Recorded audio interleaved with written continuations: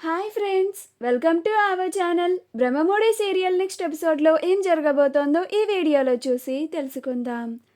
ప్రత్యక్ష సాక్షిని పట్టుకున్న అప్పు, కావ్య అసలేం జరిగింది అని తెలుసుకోవడానికి ఈ వీడియోని స్కిప్ చేయకుండా ఎండ్ వరకు చూసేయండి.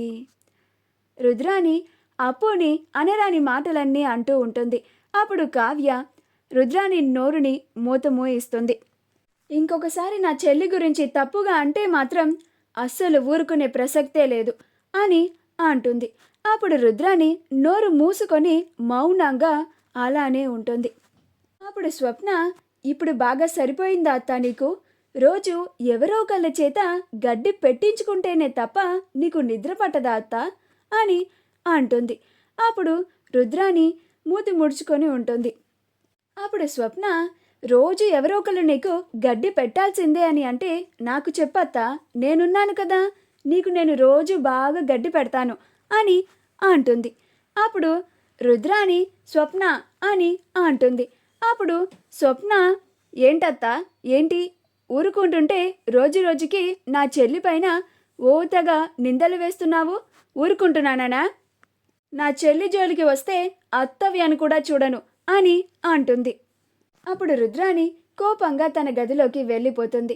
అప్పుడు స్వప్న అప్పు దగ్గరికి వచ్చి, అప్పు, నువ్వు నీ పనిలో ఉండవే, మా అత్త అలానే వాగుతూ ఉంటుంది, ఆవిడ మాటలేమీ పట్టించుకోకు అని అంటుంది.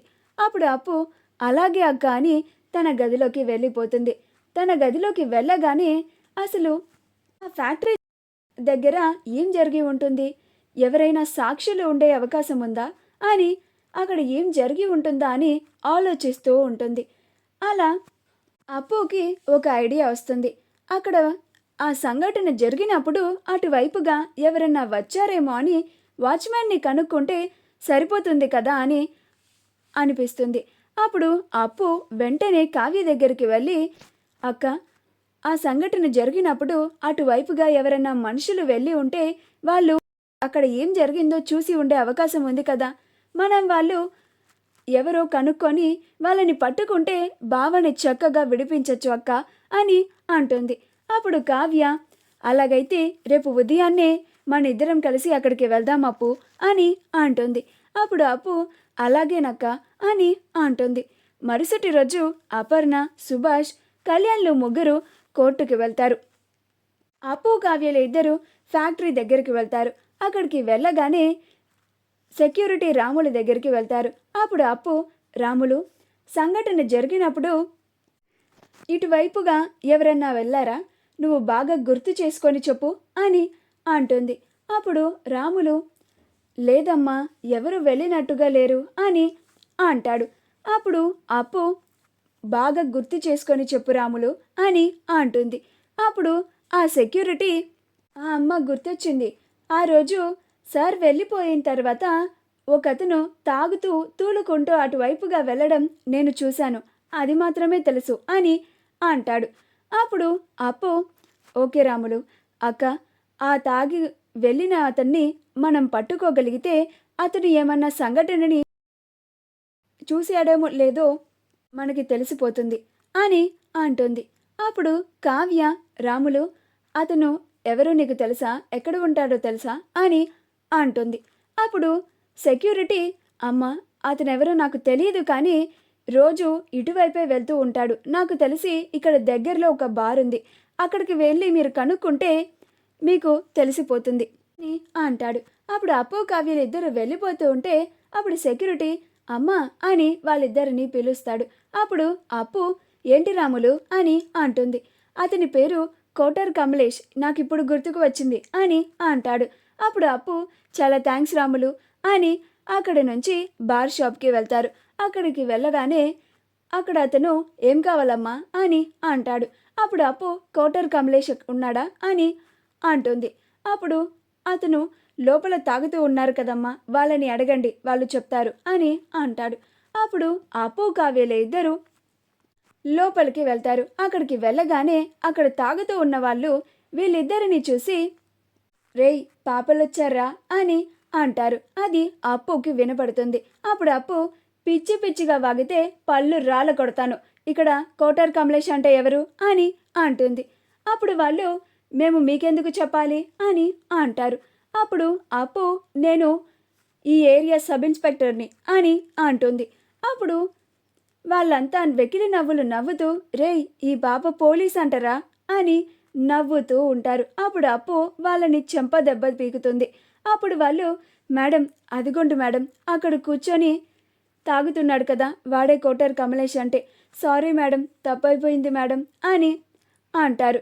అప్పుడు అప్పు కావ్యలు ఇద్దరు కలిసి అతని దగ్గరికి వెళ్తారు. అలా ఆ రోజు ఆ సంఘటన చూశారో లేదో అతన్ని అడుగుతారు. అప్పుడు అతను అవునమ్మా నేను రోజు ఈ బార్కి వచ్చి తాగి ఇంటికి ఆ వైపే వెళ్తూ ఉంటాను. అలా ఆ రోజు అక్కడ ఏదో గొడవ అవుతున్నట్లుగా కనిపించింది. అప్పుడు నేను కాసేపు అక్కడే ఉండి చూస్తూ ఉన్నాను. ఒక అతను వచ్చి రౌడీలని రాడ్ పట్టుకొని తరుముతూ ఉన్నాడు. ఆ తరువాత ఆ రౌడీలు అక్కడి నుంచి తప్పించుకొని వెళ్ళిపోయారు. అక్కడ అతను ఆ రాడ్ని వదిలేసి తిరిగి వెళ్ళిపోయాడు. కానీ ఇంకో రౌడీ దొంగచాటుగా వచ్చి ఆ రాడ్ని బయటకి విసిరేశాడు. అప్పుడు కారులో ఒక మేడం వచ్చి ఆ రాడ్డుని చాలా తెలివిగా కర్చీఫ్తో పట్టుకొని ఒక అతన్ని తలపైన కొట్టింది. అలా ఒక అతన్ని ఆవిడ చాలా దారుణంగా చంపేసింది. ఆ తరువాత కొంతమంది రౌడీలు వచ్చి ఆవిడ చంపిన అతన్ని ఆ డెడ్ బాడీని వేరే కారులో డిక్కీలో పెట్టారు అని అంటాడు. అప్పుడు కావ్య ఆవిడని చూస్తే నువ్వు ఇప్పుడు గుర్తుపట్టగలవా అని అంటుంది. అప్పుడు అతను ఖచ్చితంగా గుర్తుపట్టగలనమ్మా అని అంటాడు. అప్పుడు అప్పు ఆవిడ పేరేమైనా నీకు తెలుసా అని అడుగుతుంది. అప్పుడు ఆ కోటర్ కమలేష్ బాగా ఆలోచించి అమ్మ ఆవిడ అతన్ని చంపేసిన తర్వాత ఆ డెడ్ బాడీని కారులోకి షిఫ్ట్ చేసేసిన తర్వాత చాలా పిచ్చిదానిలాగా వెర్రిదానిలాగా చాలా విచిత్రంగా ప్రవర్తించింది. ఈ అనామికతో పెట్టుకుంటే ఇదే గతి పడుతుంది. ఒక దెబ్బకి 2 పిట్టలు. నువ్వు నన్ను వద్దు అన్నా కానీ అనరాని మాటలన్నీ అన్నావు. అందుకే నిన్ను ఆ పైలోకానికి పంపించేశాను.